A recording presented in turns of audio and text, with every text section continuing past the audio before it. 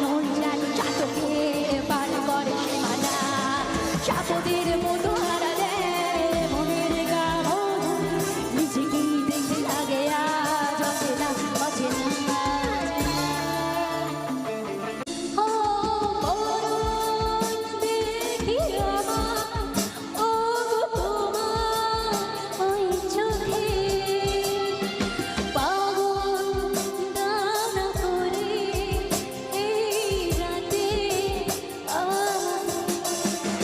ও এলো হয়ে যায় মন কেন আজ বুঝি না আমার মন চাইতো চাতকের পার করে সীমানা সাপদের